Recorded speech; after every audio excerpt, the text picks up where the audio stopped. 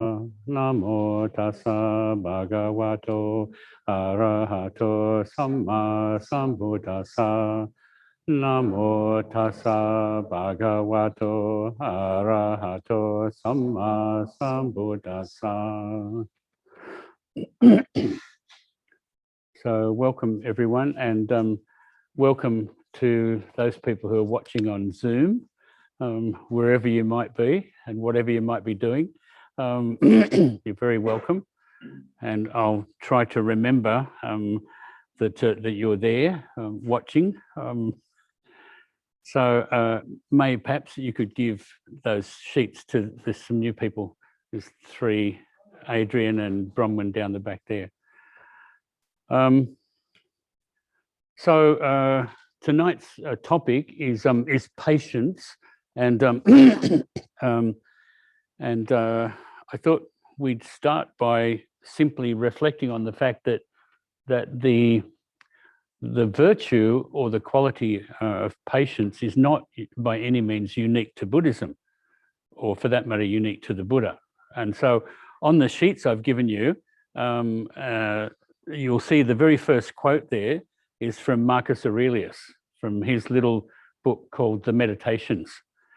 And Marcus Aurelius says, if thou art pained by any external thing, it is not this thing that disturbs thee, but thy own judgment about it. And it is in thy power to wipe out this judgment now. But if anything in thy own disposition gives thee pain, who hinders thee from correcting thy opinion? And even if thou art pained because thou art not doing some particular thing which seems to thee to be right, why dost thou not rather act than complain? So there's a tiny passage from Marcus Aurelius. It comes from, I think it's the 8th chapter or the 8th book of his little collection called The Meditations, in which he's trying to point out that, we very often, we're complaining about things, we're impatient with things, and he's just saying, well, look, it's really got nothing to do with what's out there, it's got to do with what's here. And then my old friend Montaigne, just a couple of quotes from him. He says, my life has been full of terrible misfortunes, most of which never happened. And it's when we think of terrible misfortunes that we can become really impatient. And then he says in another part of the essays, the general order of things that takes care of fleas and moles also takes care of men, if they will have the same patience that fleas and moles have to leave it to itself. So here's an appeal to looking at what's natural, the natural order of things, and not somehow placing oneself above and beyond what's natural. And then, then finally he says, experience has taught me this, that we undo ourselves by impatience. Misfortunes have their life and their limits, their sickness and their health. So they're 2 teachers spaced a long way apart in time. But tonight we're going to look at, what's the Buddha's teaching on patience. And the reason for giving you those ones first is because I want to try to point out to you that while they have quite a bit to say about patience and impatience, they don't actually outline a path of practice. They might make suggestions and they might be wonderful to read, but in the teaching of the Buddha has very clear sort of instructions in terms of a path of practice. And the heart of the path of that practice, it seems to me, is to be found in meditation practice. And so when we talk about patience tonight, I want you to keep in mind that what I'm trying to keep pointing to is meditation itself. Yeah, not this idea of patience out here somewhere and I'm going to become patient. Yeah, but rather I'm going to try to find, so to speak, the path of patience, or the presence of patience within my own heart and mind in my meditation practice. So, what have I done with my notes. Now, I write myself lots of notes because these days, as you get older, you forget things, a lot of things. Sometimes you can't remember what you had for breakfast. So, so when we look at the word patience in English, it's often associated with kind of just enduring, with putting up with something, you know. And I can remember my parents saying to me, "Just be patient, yeah, just be patient, yeah." And of course, children are not very good at being patient, but then neither are many adults, and neither am I, for that matter, very good at being patient. But when we look at the word, and especially in Pali, Khanti, we find that it often means to support something. Yeah. So if you think of the word patio, yeah, which is derived from the Latin pati, yeah, P-A-T-I, that means an open supporting space. So the way that the Buddha is using this word patient, it does not mean to endure something. Yeah? I mean, that can be part of it, but it's only a small part of it. It's much more concerned with the idea of supporting something or being prepared to support something. So,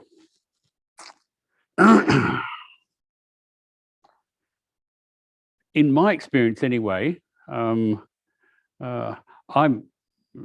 getting older and older, and there are a few people here older than me, but not many. And I can honestly say to you, because when we talk about patience, we have to be very honest as well. And I can honestly say to you, I've never mastered a single thing in my life, least of all myself. But I've learned a few things. And one of the things that I've learned, especially from my work in hospice and hospital and prison, is the value and the importance of patience, of trying to cultivate patience, of trying to work with patience, of trying to develop patience. In hospital and hospice and in the prisons, you see people who have cultivated patience and who are quite remarkable in the way that they deal with what's happening to them. And then you see other people who have not cultivated patience at all and who drive everybody crazy. The nursing staff, the doctors, and in the case of prisons, the other prisoners, usually in fights and disputes. So patience, in the way that the Buddha talks about it, this idea of supporting or sort of bearing something up, right, requires us to think about it in a different way, instead of that childish idea of just be patient. Just, in other words, excuse me, just put up with it. That's not what the Buddha's saying at all. So how do we do this? Well, I think first of all, if we're going to reflect on meditation practice as, if you like, one of the main loci or places where we can really develop patience, excuse me, and where we can find whether I'm patient or whether I'm not patient, is to examine the way that we approach meditation practice. There's a wonderful line in Dante's Divine Comedy at the very beginning, which I'm sure many of you will know. And he says, in the middle, I better read it instead of trying to remember it. In the middle journey of life, I came to myself within a dark wood, where the straight way was lost. Ah, how hard a thing it is to tell what a wild and rough and stubborn wood this was, which in my thought renews fear. Now, that's a beautiful description of what happens when you sit in meditation. Yeah, it's like going into a dark wood. Yeah, you don't know what's there. If you think you know what's there, then you're already in trouble. Yeah, because you've booked the Woman's Weekly World Discovery Tour of meditation. And you don't need that. What you want is the dark wood of meditation. Yeah? Remember how the Buddha was saying, go into the forest. Yeah? And my teacher used to say, go into the forest of the heart and the mind. So when we go there, when we're sitting, hi Vince, when we're sitting, then what do we find? Do we find that we are patient, or are we in a hurry to get something? Yeah? Are we grasping after something? Do we think that we should master meditation practice, as though somehow we can practice meditation and then issue ourselves a kind of inner certificate and say, right, well, I've done that, and so that's the end of that. Yeah? The path of patience has nothing to do with that kind of approach. So if we're going to try to apply patience to our meditation practice and then let that flow out into our lives, then we have to start to think about it a bit differently. So we can find all the teachings, you know, if you go to the suttas, or there's a new book that's coming out. Oh gosh, I've forgotten the name of it already. By one of the Tibetan teachers. It's called, I think it's called The Path of Patience, The Path of Peace, something like that. Anyway, it hasn't been released in Australia yet, but it looks very good. I looked at some parts of it that were, you know, put out by the publisher. And he sets out a whole way of approaching practice based on the teachings of the Buddha. Yeah? So he's not saying, oh, patience is a good thing, get on with it, right? And neither does the Buddha. The Buddha says, okay, here are ways that you can approach this difficulty. Yeah? And I suppose at its root, what is the difficulty? What is impatience? Yeah? Which is probably something that we're more familiar with. Yeah? And broadly speaking, we can say that impatience comes about, in the Buddha's words, because of something that I get that I don't want, or something that I don't get that I do want, broadly speaking. So it comes about because we get a disturbance within the heart and the mind, within the chitta. And so I'm struggling within myself. If you think about it, that kind of impatience within oneself is often reflected in being impatient with others. Yeah. So in a funny way, I think the more impatient you are with other people, the more impatient and not happy with yourself you are. Yeah, I think anyway, but what do I know? So you might like to have a think about that and think, you know I'm very impatient, but not as impatient as some other people I know who want everything, in 2 minutes. So usually our approach to the experience of impatience is to really just sort of ramp things up, So I get cranky about it, I get angry about it, I start to look for people to blame, I say things about it, that sort of thing. Usually we don't get upset with, like you don't get upset with the table if the table does something. You might get annoyed, but you don't get really impatient. But if it's with another person, then you get impatient because of that kind of projecting or mirroring that we do all the time. So we need to think about, okay, what is it that causes me to be or to experience impatience? Because until we reflect on that, it's no good just talking about being patient in theory. We have to look, if you like, on the other side of the patience and say, okay, how am I impatient? How does impatience arise within this body, heart, and mind? And one of the ways that arises in meditation practice is a very raw way where I decide, oh, this is boring. I think I need to sort of get out of here. I need to do something else. When we sit with a group of people, it can be a little bit easier for impatience not to arise. Because we get the support from the other people who are there.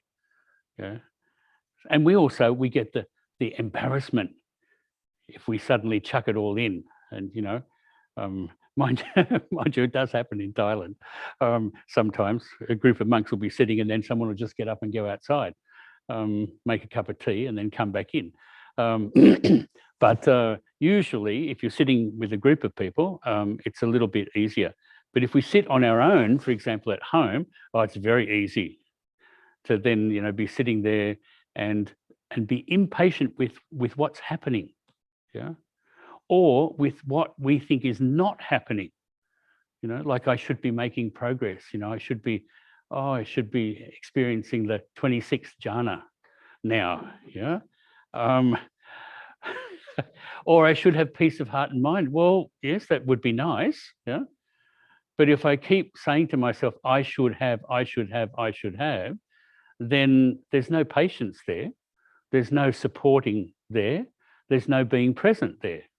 There's just constantly shifting within the heart and the mind and wanting to escape. So it's good to reflect on what impatience is, and in particular, what is your experience or my experience of impatience? Because it will be different for each person, and it'll be different each time you sit. Yeah, because you don't carry around a package of impatience.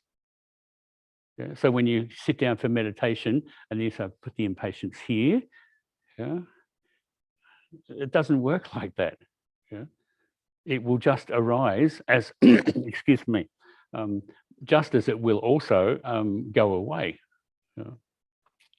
So if we think about impatience, then what we find is that we have to be prepared to stop and to wait, yeah, and to be present and to see just what's there, and to stop all the talking, the interior talking, yeah, that goes on, unfortunately, for most of us, a lot of the time. We're sort of having a wonderful little chat inside the mind. And I don't know about you, but sometimes if I do something really stupid, I'll say, "Oh, you idiot," or "You fool! Look what you've done again." Yeah, and it can be something really simple. I knock over a cup or something. "Oh, you fool!" Yeah, so that comes out, and that's also a kind of impatience, with oneself. The talking part, I think, is really important, because the internal talking and the external talking can also be a sign of impatience, of not being prepared to just sit with whatever's there at the moment. Now, I've got a great story I want to read to you. Some of you know this story. It comes from the Jatakas, and it's a fantastic story. And it's called The Talkative Tortoise.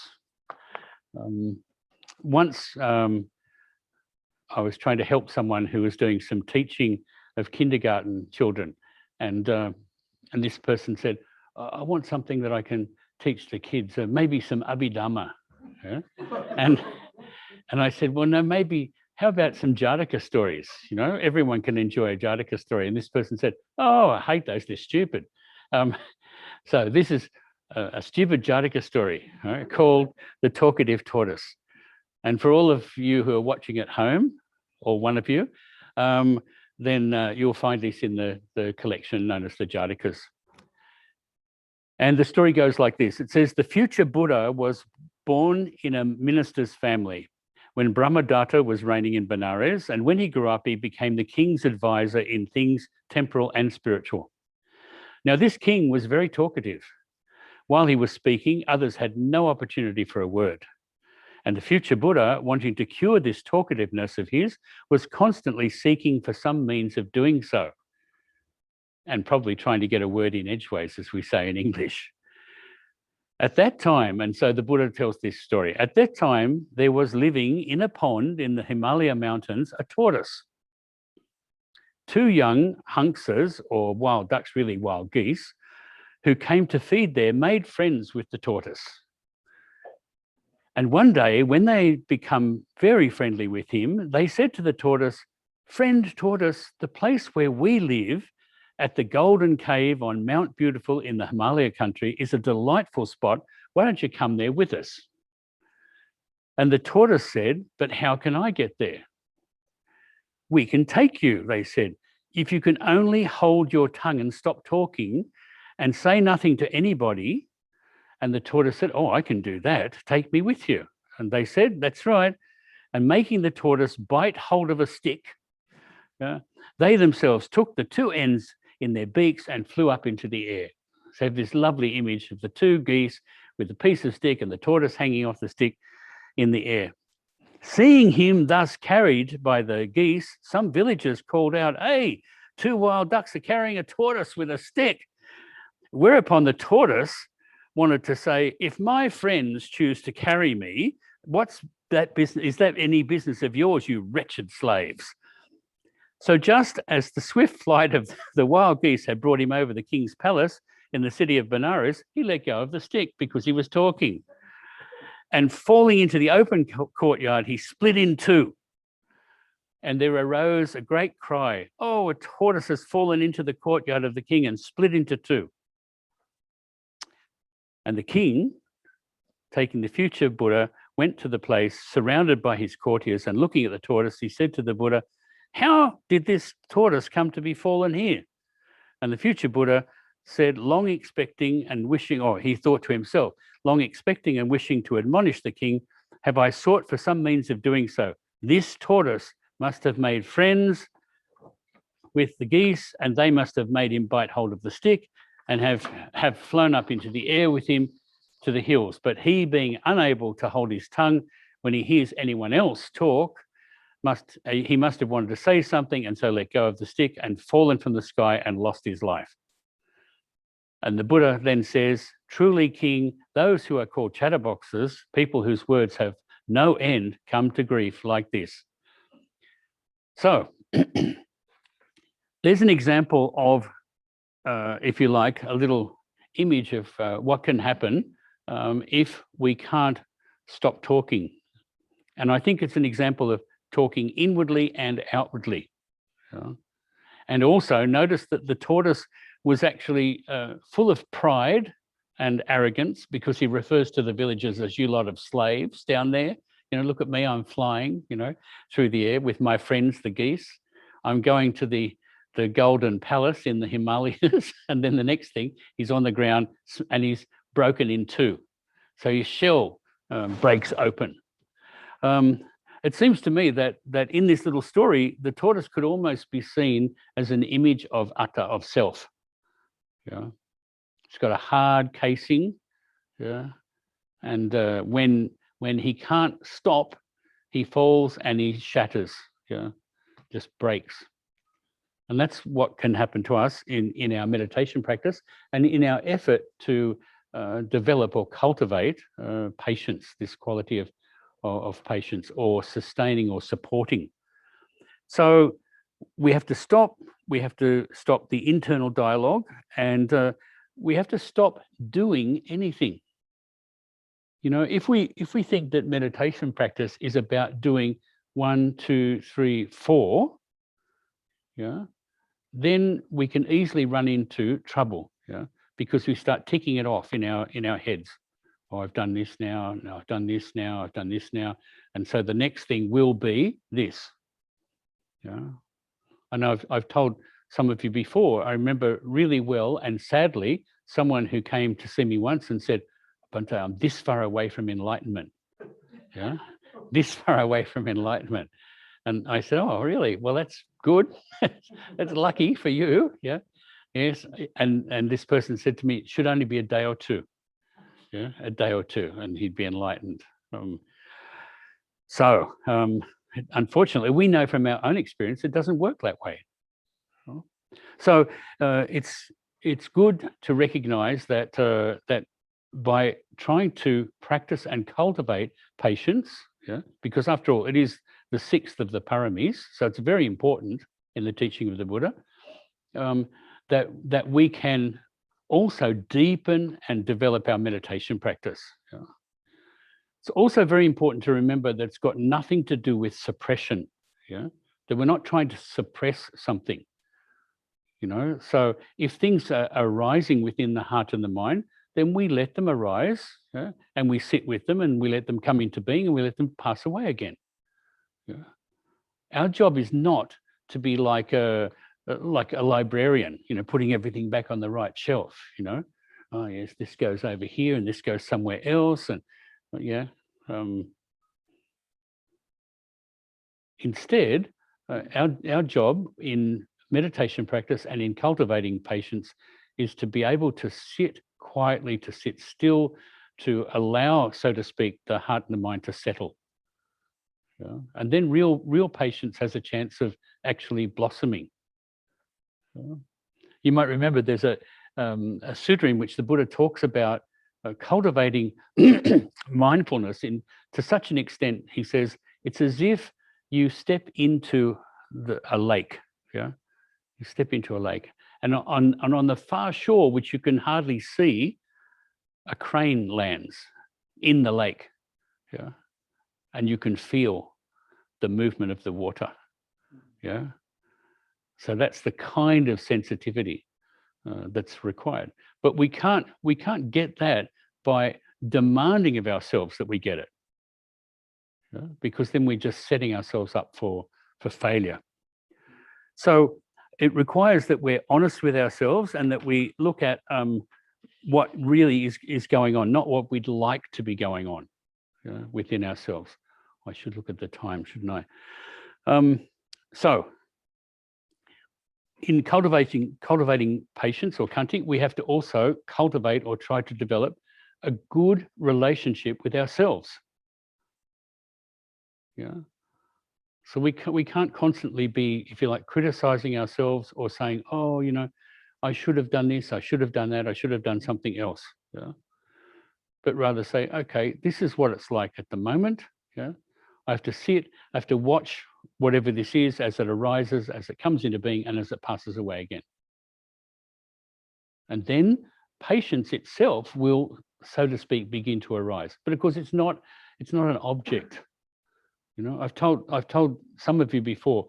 My teacher, when I asked him once about developing compassion, he said to me, as he poked me in the chest with little tiny bony fingers, he said, "Stop talking about compassion. There's no such thing."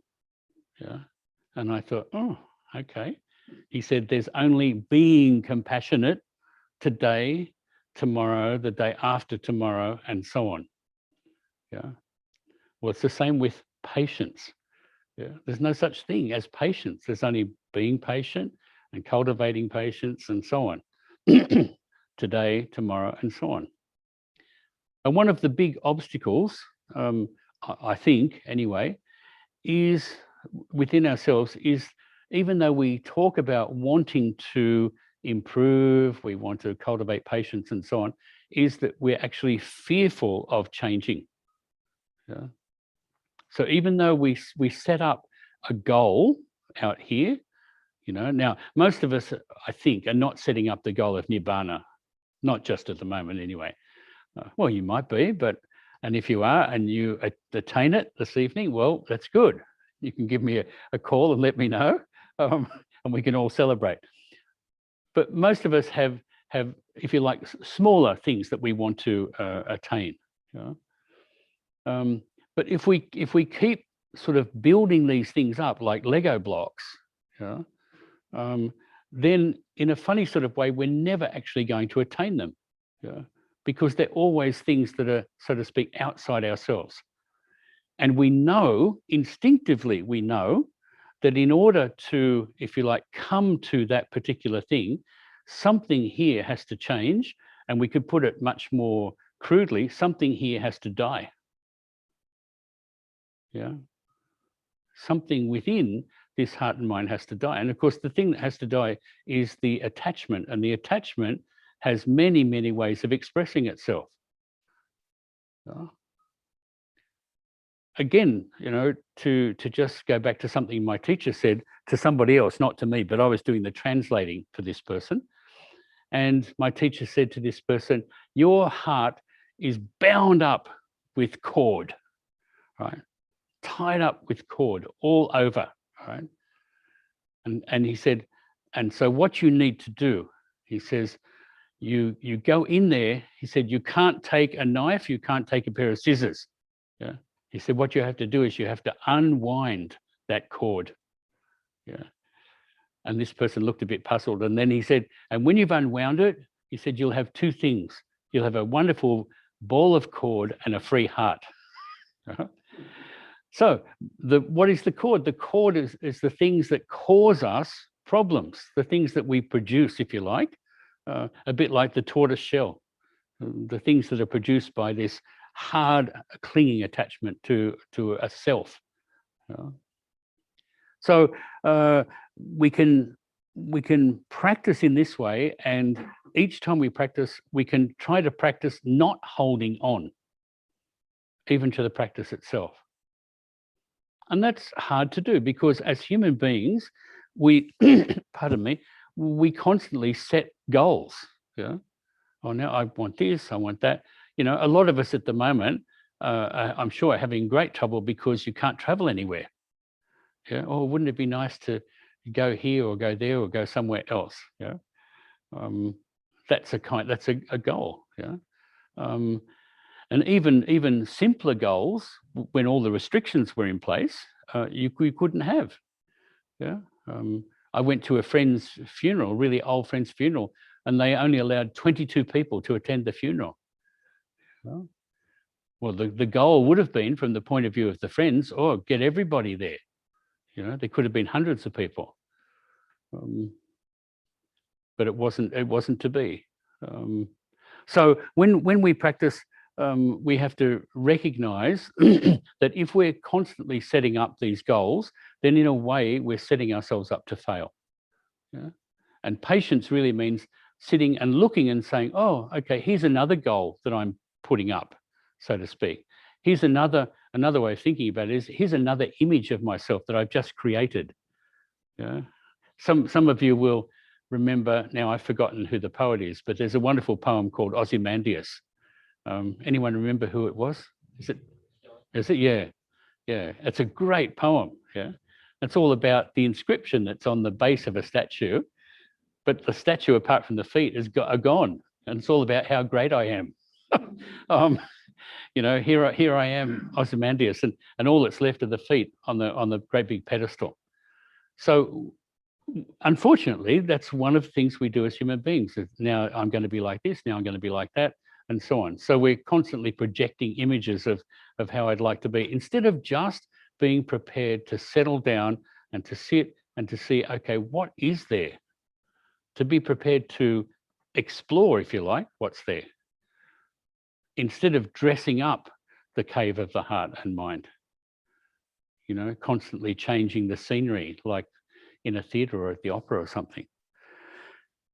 So this, if we really take this approach, then it requires a certain kind of fearlessness, a certain kind of courage. But as that quote from Marcus Aurelius said, you know, well, if you want to do that, why aren't you doing it? Stop talking about it, just do it. Just act. Yeah, just do it in this way. So I think, pardon me, I think that if we go back again to our meditation practice and think about it in that sort of way and see, okay, how can I cultivate my meditation practice in such a way that patience blossoms within the practice? You know, not patience out there, but patience in here.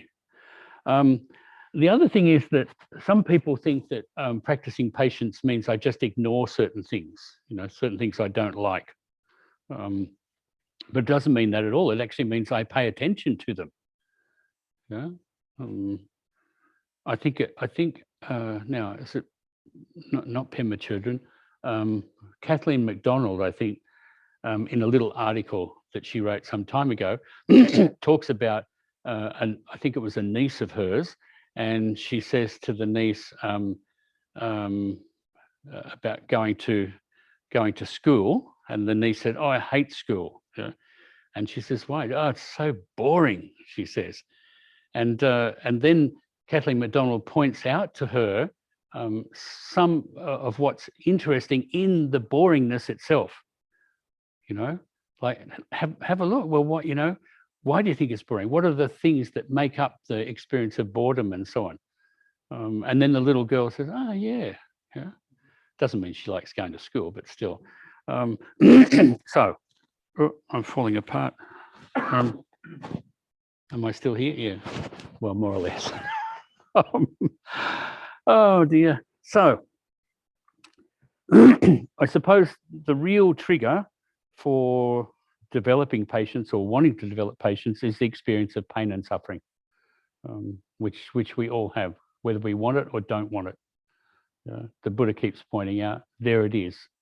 It's like the flavor, if you like, of our existence. And one way of dealing with pain and suffering, dukkha, if you like, is through the cultivation of this quality of patience. It doesn't mean, excuse me, it doesn't mean that we remove the pain or the suffering, but that we can actually, so to speak, coexist with it. We can live with it. The place I've seen this most and most powerfully is in the hospice, when some people, excuse me, when some people are dying. The way in which people can live with the physical pain that they're experiencing. And in a sense, they transcend the physical pain through the practice of patience. And recognizing that, if you like, the greater pain is not the physical pain, but is the psychological and spiritual pain that requires a different kind of approach and the development of a different kind of, a more spacious kind of patience. And we can do that at any time that we choose, because from moment to moment to moment, we're coming into contact with being born and dying, being born and dying, being born and dying, all the time. Especially if you sit quietly and watch, sit quietly and observe. Here I am. Oh no, I'm not. Oh, here I am again. No, I'm not. Oh, here, I'm over here now. Here I am. I've told you, some of you before, a young monk in Thailand many years ago. I remember he turned up at the monastery and he was full of enthusiasm. And he was going to become an arahant in no time. And my teacher assigned a kuti to him. It's quite a pleasant kuti. In the back of the monastery, there was a kind of garden. And I went round to visit him and he wasn't there. I thought it's a bit strange. And then I went to an old abandoned kuti that was falling apart, that was full of holes. And there he was, sitting in there like this. And I said to him, oh, I thought Tanjakun gave you the other kuti. I said, no, I'm all about practice. Well, I think he lasted 2 days. And then the next time I saw him, he was back in the mechanic shop in town where he used to work before then. And as a couple of us walked past, he put his head back down under the engine. Because he was working not with what was there, but an image of what he thought he should be or what he wanted to be. He was going to become this great meditation master and so on. And our own experience shows us that it doesn't work. So if we keep repeating that pattern, oh, now I should, now I'll do this, now I'll do that, or I'll run from one method of practice to another, then we know within ourselves it's not going to work. It's going to fail. So again, we come back to the willingness to just sit quietly and be patient, or being patient. And once we do, it's actually not that hard. Once we allow ourselves, so to speak, to settle into being patient. It's all the stuff that goes on until we let ourselves, so to speak, go into that patient space within the heart and the mind. Now, if we're going to be patient with the things we don't like, we also should practice patience with the things we do like as well. Because otherwise we go back into this opposition. Here's what I like, here's what I don't like. I'm not going to be patient at all with the things I don't like. But I'd be very patient with the things that I do like. So it's just another kind of clinging, as the Buddha keeps pointing out. So we have to try to develop patience in that way. And then you can see how patience is actually connected with upekkha, with equanimity. Yeah, they're not disconnected things. So you don't develop patience and then, all right, tick that one off. Yeah, now I've got patience, 101. I'll move on to the next one. The whole lot sort of flow into each other and support each other and help each other to develop. So try to keep in mind too then that you don't need to set up oppositions, like, oh, this is good, this is not good, and so on in our practice, but just to look at what's actually taking place. Most of us don't really want to see what's really going on, even though we say, if we're talking to people, oh yes, well, I really want to see what's happening. But when the opportunity presents itself, very often we kind of withdraw. It's like, oh, it's a bit too painful, or I don't really want to see what's there. The challenge of patience is, again, just to be quiet, just to sit gently, to cultivate, if you like, loving kindness for yourself as well, and to just be present to whatever is there. Knowing that whatever is there, even the most irritating thing, is in and of itself impermanent. Yeah, it's not going to stay there unless you hold it there. Yeah? Unless you hold it there by giving your attention to it in an unhealthy way or a harmful way. So you focus on it, you obsess about it, and so you hold the spotlight on it. So it stays, and then you say, oh, can't get rid of it. Yeah? Well, of course you can't get rid of it if you keep hanging on to it. Yeah? But if you can get some of the ease that comes with really developing patience, then that thing will simply flow away. It'll simply dissolve. Now, it's no good just listening to me and saying, oh, yeah. No, you have to do it for yourself. Yeah? That's the Buddha's always saying, you have to try it for yourself. You have to do it for yourself. So, nearly finished for this evening. So I suppose the next thing to say about the development of patience is to don't go overboard. Don't think, yes, patience, now I'm going to solve every problem in my life by cultivating patience, because it won't happen. You can only start with what you can cope with. You can, so to speak, you can only eat with what you can only eat the amount that you can eat. So it's no good, thinking that you're going to just change everything like that. You can change the attitude. You can make the determination, but you can only work with what you can work with at any particular time. So I'd encourage you to think about it that way. Lastly, before we do some meditation practice, I can hardly see that clock up here. Can you see what the time is? Oh, okay. No, we've got enough time. That's all right. So the other thing is to not fall into the trap of saying, oh, it's all too difficult, I won't do anything. It's all, pardon me, it's all too hard, so I just give up. Because you already know what happens if you just do that. I'll just give up. And that is that the suffering simply increases. That the impatience increases, that the annoyance with yourself and others will increase. So the choice always remains ours to decide, okay, I'm going to try to do something about this. I'm going to try to cultivate patience.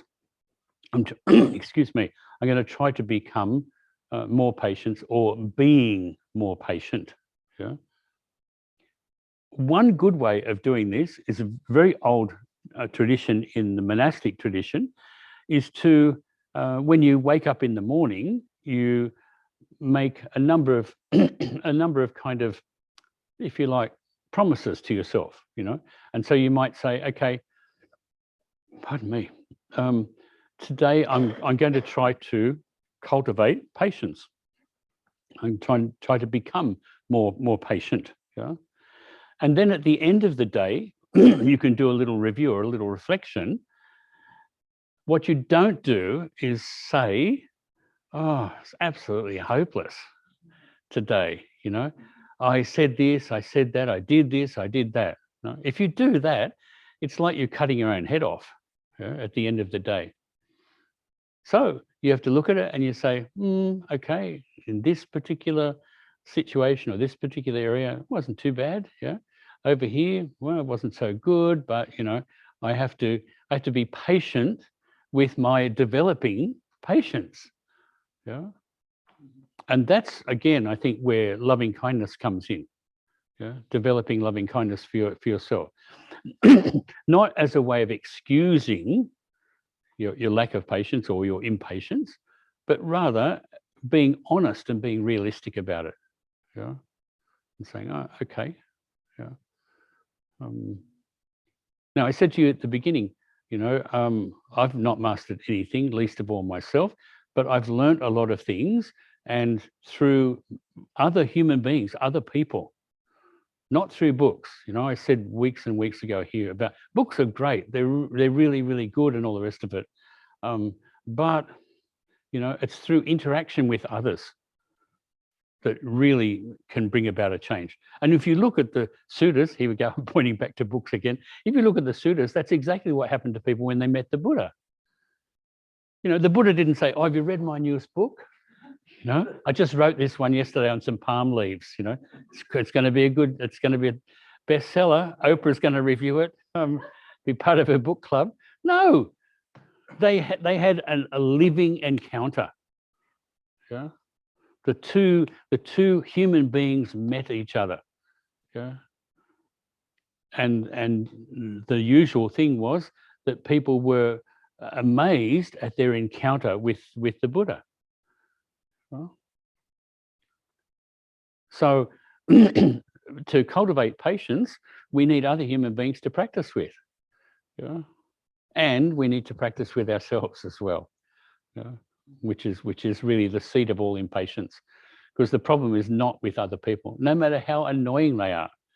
Yeah, and other people can be very, very annoying, right? I remember a monk who lived next door to me in Thailand. Oh my goodness, he had goats, but he had goats on the veranda, you know, and the goats would shit all over the veranda, and he had them tied up in such a way that they used to shit outside my room. You know? And every day I would sweep it up, you know, and I'd put it in the garden, and then the next day there'd be miles of the stuff again. You know, goat poo is little round pellety things, you know. And I went and asked him if he wouldn't mind moving the goats down to his end of the veranda, you know. And he said they liked being there, right? And I said, if you don't move them, then I will move them. Right? And then the next day someone stole them.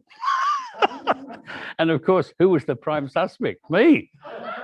So he came to me and said, you stole my goats, you know. I said, no, I didn't. Yes, you did. He said, you told me you'd get rid of them and now they're gone. And yeah. Fortunately for me, a couple of days later, one of the kids found the goats in somebody's yard and brought them back. Yeah. So people can be really, really annoying. Yeah. But, you know, again, as my teacher said to me when I complained, just get on with your practice. Yeah. Don't worry about the goats or the goat poo or anything else. Just get on with your practice.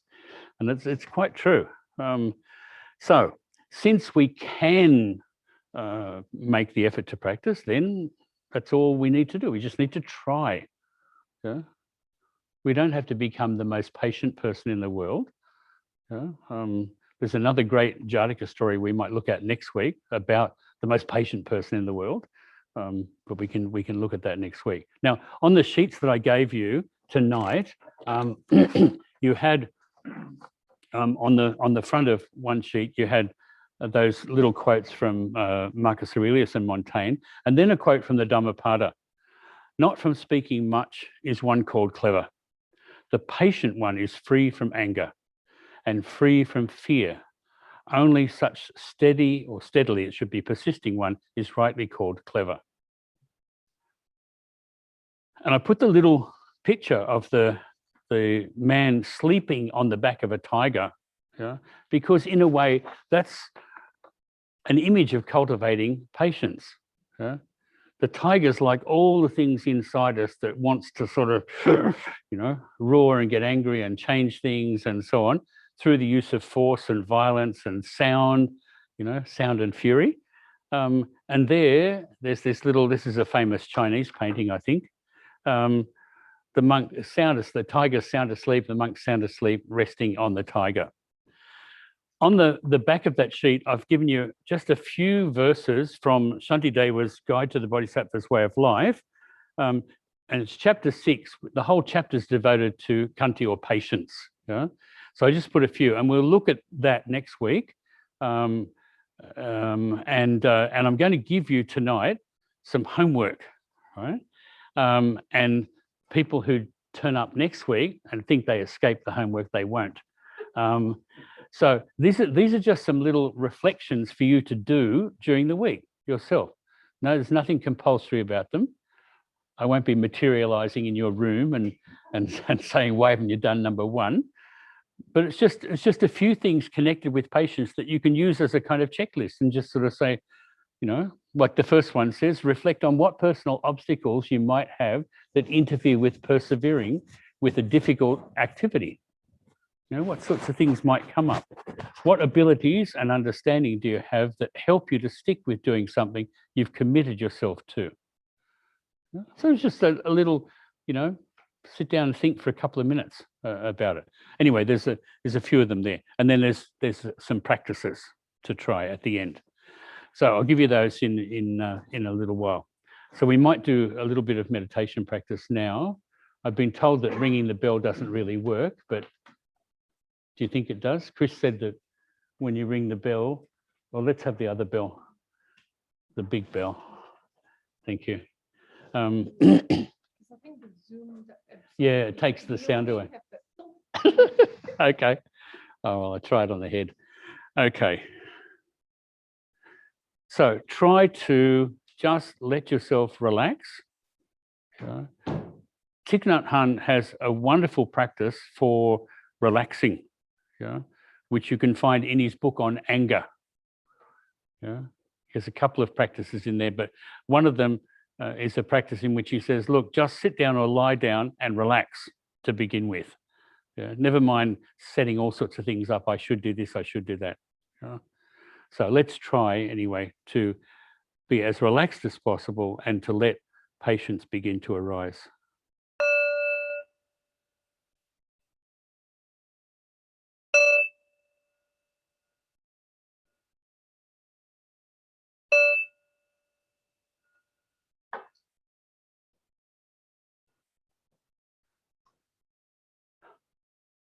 So first of all, just sitting gently, whether you're sitting in a chair or on a cushion, or if you're lying on the floor, just taking a few minutes to let yourself literally settle into the space that your body's occupying.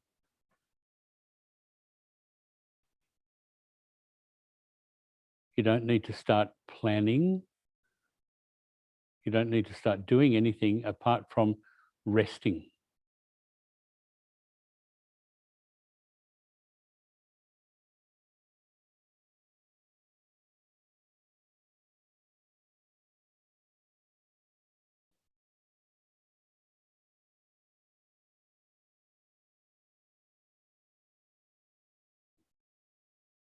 Part of that resting is just letting the chatter, the noise within the mind, letting that simply play itself out. You don't need to try and stop it.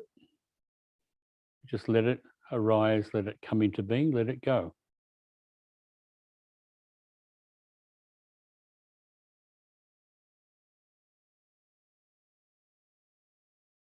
Let yourself be gently aware of your body resting.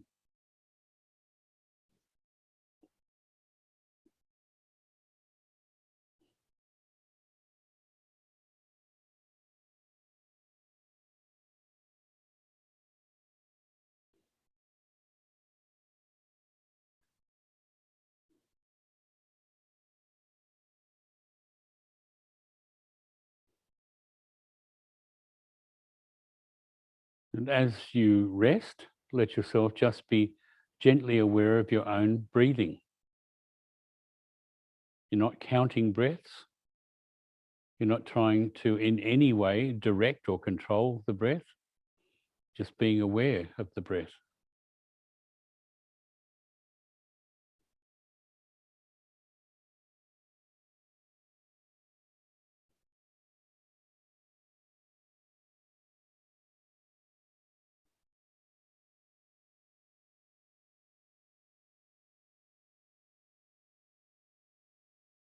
So ever so simply resting into the body and resting into the breath.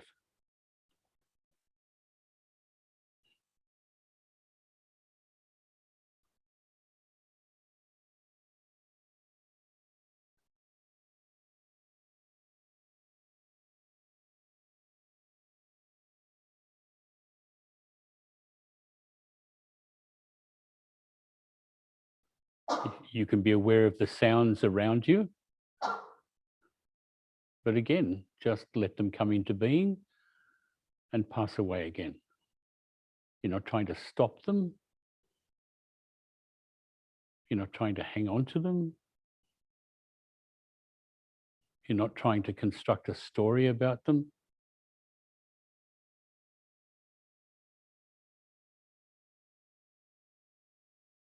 So just this body, just this breath.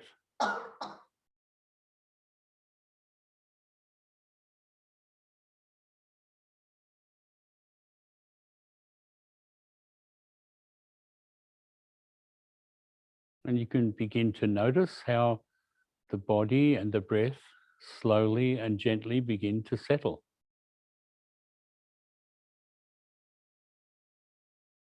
You're not exercising any force, you're not making them do something.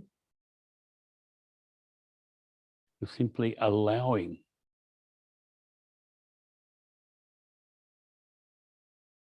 Simply entering the natural spaciousness.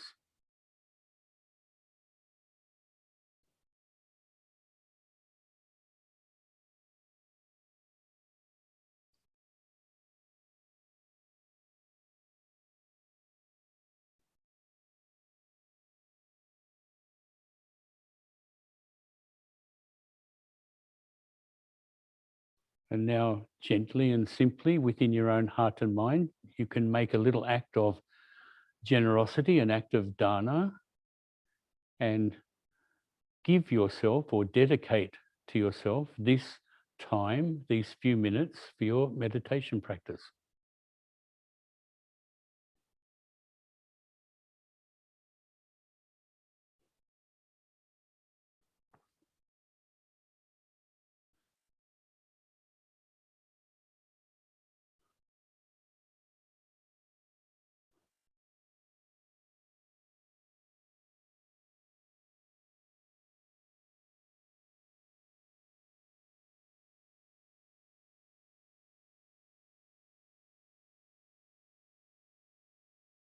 And slowly and gently, if any problems or difficulties begin to arise, anything that have caused disturbance or agitation within the body, the heart, the mind for the last few days or the last few weeks.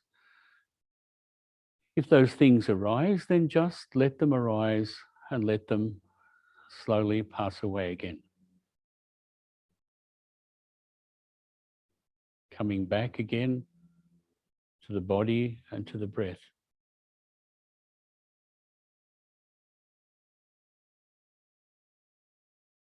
Nothing hard, nothing harsh.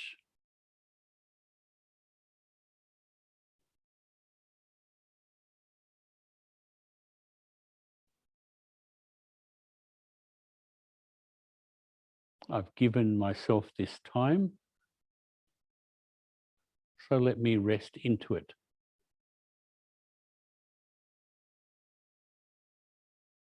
Just this body, just this breath.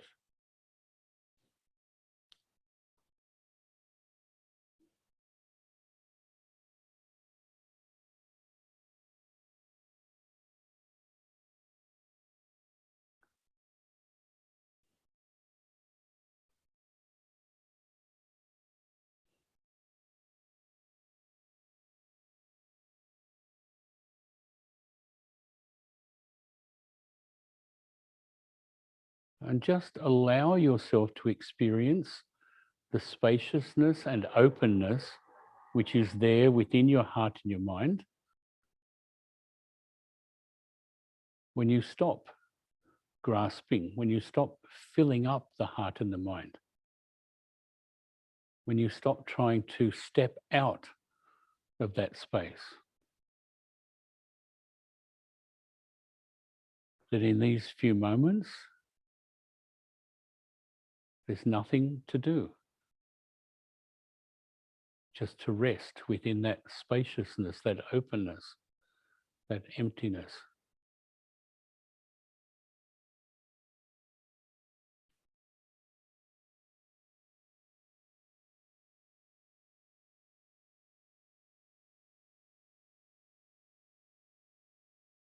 Practicing with the eyes of patience.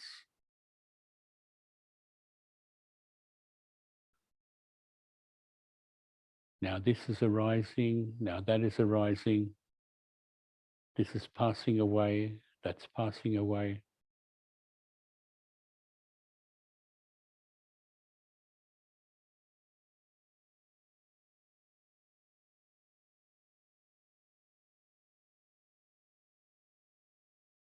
Just resting in the spaciousness and openness of the heart and mind.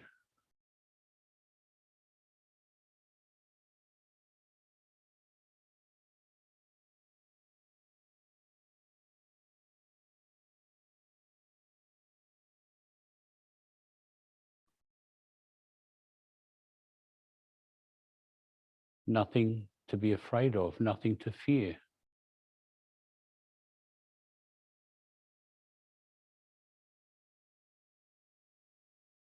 Nothing to cling to,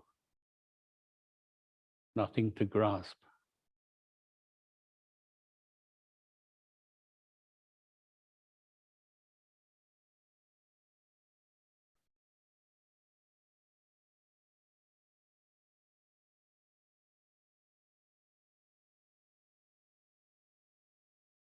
Simply being present.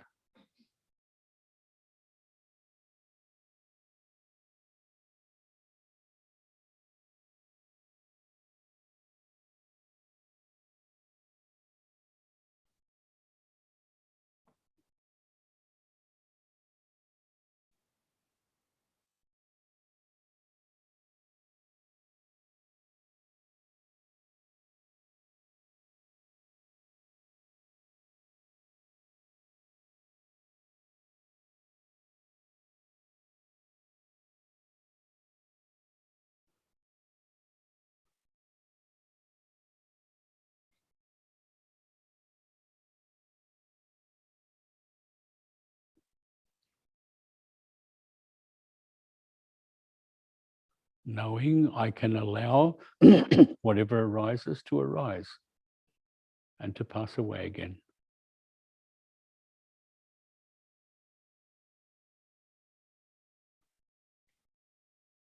While resting in the spaciousness and openness of the heart and mind.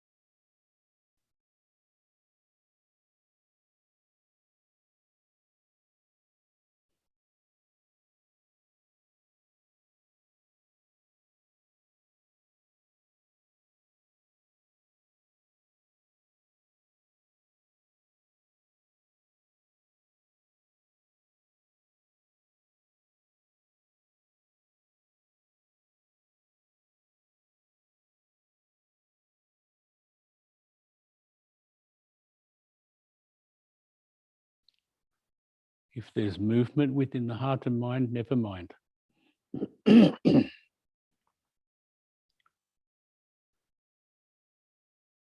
Just keep resting with patience, with forbearance.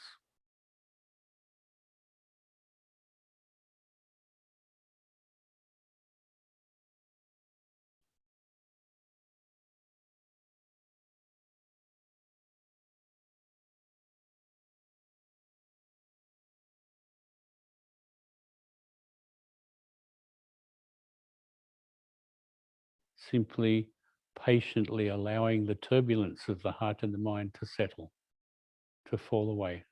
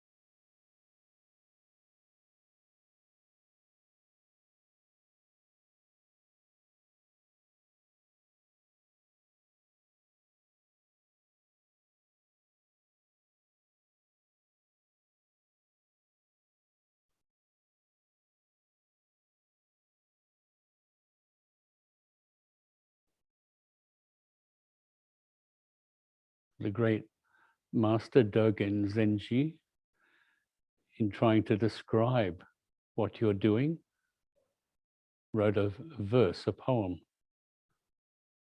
Although the wind has fallen off, flower petals are falling still. As a bird cries, the mountain deepens its silence and stillness.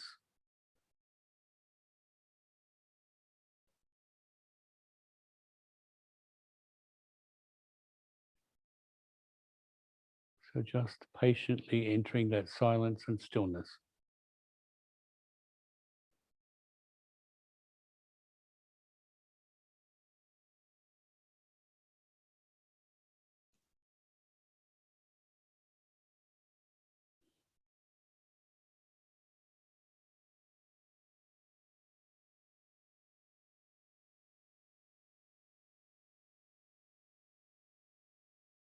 If thoughts and words arise, let them be like the flower blossoms, falling still.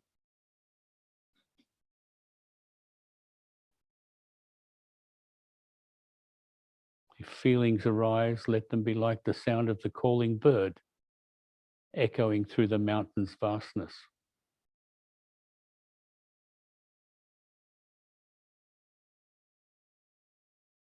Let yourself be the mountain, deepening its silence and stillness.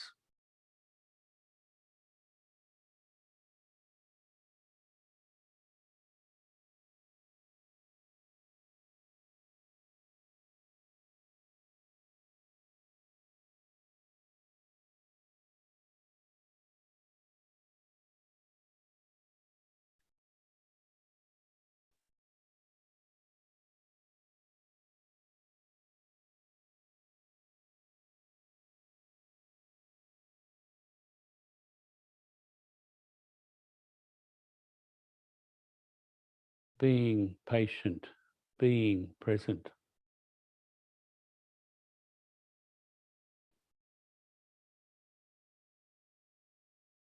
Just this body, just this breath.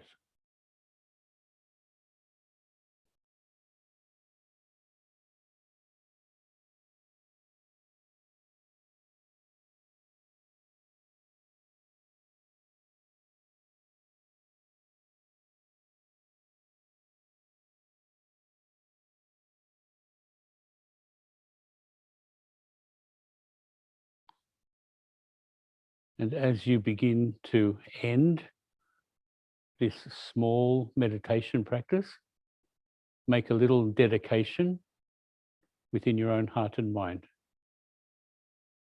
May the effort that I've made this evening be of great benefit and blessing to myself and to all suffering sentient beings.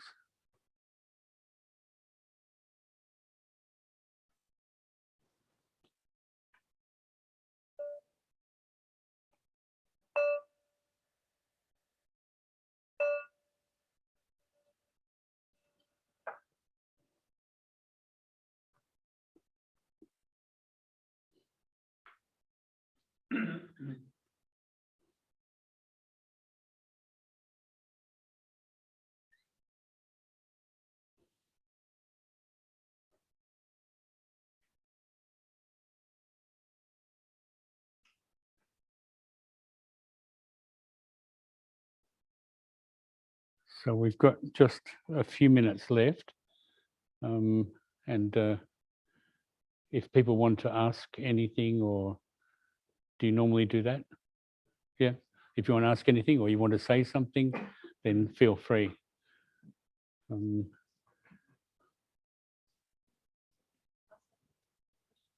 Oh, when people are leaving. No, that's all right. Oh, I see. Okay. Yeah, but you can put them on the table at the back, and people can take one. If they don't want to do their homework, they can leave it. So, well, we might finish then. Oh. Okay, carry on.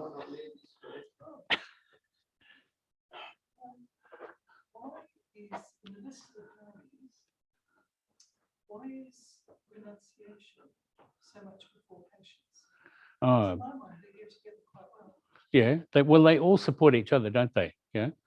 And renunciation, as I've tried to say many times before to people, renunciation it's really not a good translation. Yeah. Because really what it means is not picking something up. Because in English, when we say renounce something, it means like, I renounce. In fact, I think in church, in Western Christianity and church history, they would, they in baptisms they say, "I renounce you, Satan," and so on. Yeah. Well, renunciation in the Buddhist tradition doesn't really mean that. It means I won't pick this thing up. Yeah. So I'm using, if you like, a certain good kind of discrimination and saying this thing is not going to really be of benefit to me, and so I let it go, or I just don't pick it up. Yeah. And so I think the paramis all actually link into each other. Yeah. They remind me, it's a silly way to think about it, but when you were a kid, sometimes if you went to the Easter show, they had these snakes that were made up of sections, and they would wobble and wriggle. And yeah, well, the paramis are a bit like that. You could write the name of the parami on each one, but they have to be connected in order to form the snake. So each one of them, and that's why I think patience, for example, is very powerfully connected with equanimity. Because when we practice being patient, yeah, we're actually trying to let things just be. Even things that we would normally say, "Oh, I don't like this, I don't like that." But we say, "Okay, well, that's how it is at the moment." And it's especially to do with, I think, in terms of meditation practice, with what we experience in ourselves. Because it's not just about being patient with others. That's important, but it's how we behave, so to speak, when we're practicing ourselves. Because we can either practice, you could say, constructively, yeah, or in a beneficial way, or we can practice in such a way that we actually start building something which can be quite unhealthy. Like the idea that I'm going to be enlightened in 5 minutes, or that far away. And I think of course there's a wonderful Zen saying, isn't there, that a hair's breadth away from enlightenment is like 1,000 miles or something, or 1,000 steps. Yeah. So yeah. Thank you, Nicola. Yeah, Frank. Oh, yes. It's not a question, it's just a memory. Until my wife had 2 eye operations, so she cannot drive. Before, for years, she was driving, because she didn't trust my driving. I'm back in the saddle now. Yeah. Today I took her to the eye specialist, and I was practicing patience in a big way. Frank, look, you're so close to the curb. Look, you're going 52. It's only 50, the speed limit. All day that went on. I got lost in North Sydney. I'm not too familiar with Chatswood and Northbridge, etc. You're hopeless, So I was practicing patience. We've been married 60 years this year. And I'm still learning.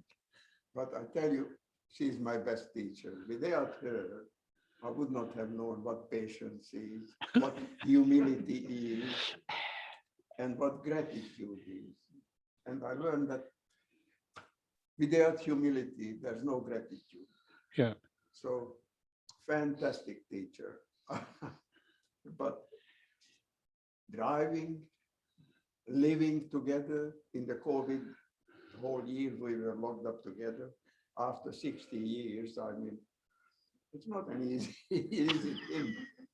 But I suggest, but if you want to learn real patience, get married. Ah, Frank, let me tell you, if you want to learn patience, real or otherwise, go and live in a monastery. As a friend of mine said, you wouldn't choose to live with most of these people. You finish up living with them.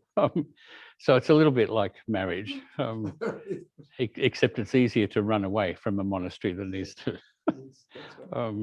Yeah, anyway, that's just a bit of nonsense. Yeah, you've got about 2 minutes. The older I get, the more I realize that everything is connected to dukkha. The underlying law of nature is dukkha. Last Thursday, Jonathan Page, very nice man. I didn't know him very well before, but he was quite patient with me.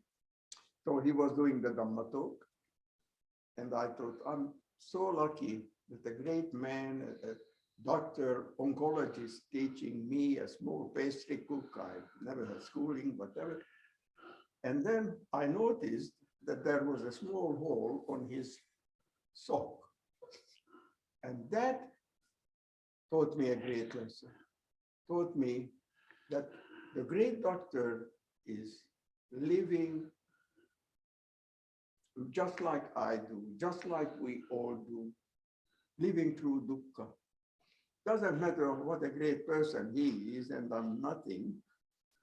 The small hole opened my eye that we all slaves of dukkha. We have to live it, and doesn't matter who you are, what you do. It brings us together into the same boat, as the Maoris used to say. Yeah. That so and then I told him, thank you for the teaching. And he said, I'm going to bring you that sock. So if we have an open eye and an open heart, even a hole on a sock can teach us. It's not just the books, and because past few weeks we had fantastic Dhamma talks, but it was very technical. I realized that the older I get, the slower the mind stories, just like fairy tales, open my eye. It's such a great thing to have these stories, like patience. Ayakema told us a small story about Khanti. He was meditating. We'll do that next week, Frank. You're going to, yeah. Right, then I stop. And let me just correct you. There's no such thing as just a small pastry cook. Pastry cooks have been employed in the courts of kings and emperors, and they're very important. So don't put yourself down for being a pastry cook. So just a quick comment from the chat. Oh, sorry.